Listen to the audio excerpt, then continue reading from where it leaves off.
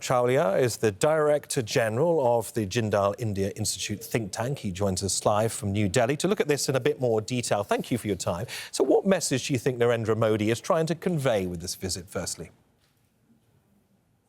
Well, yoga is a theme very close to the Indian Prime Minister's heart.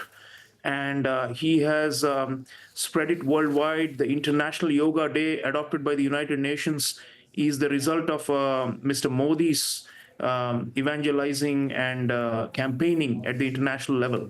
But even domestically within India, this visit to Kashmir and to do yoga with a lot of local people in a historic setting of the Dal Lake in Srinagar, which is the capital of Kashmir Valley, I think he's trying to convey a message that yoga unites all Indians and that, Kashmir is a part of India, it's an inalienable part of India, and that Kashmir is progressing and society is slowly settling down after the revocation of the special status in 2019, and that there is some kind of normalcy and social harmony that's coming back, although there are terror attacks. There have been some jihadist attacks killing innocent civilians in Kashmir. So on one hand, there is a security threats, but on the other hand, I think there is an attempt to integrate Kashmir into the mainstream of India. And I think there's no better means to do it than through yoga and spirituality and meditation. So he's doing that. Well, the view for many in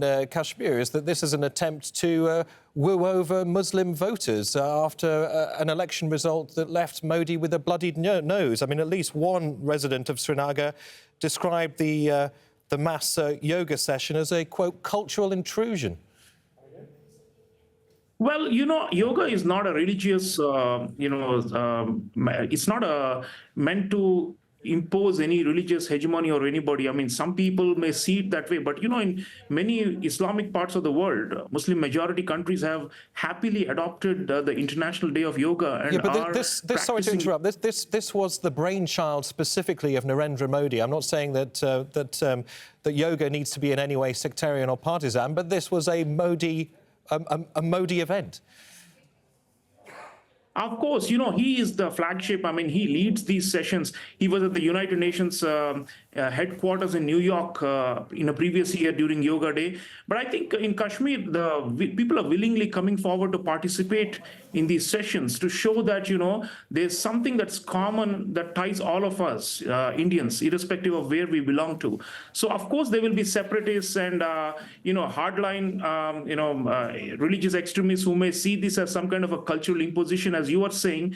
But I don't think that represents, the most recent parliamentary election in Kashmir, we saw huge turnouts, record turnouts of people going to vote in the Indian general elections. In some of the constituencies in Kashmir, it was more than 30% than before. And we haven't seen this kind of enthusiasm and participation. So I would say it's a mixed picture. There is still the separatism and the terrorism and the jihadist violence sponsored by Pakistan. But there's also a sense that, we should integrate and assimilate into India. And yoga is a nice way to do.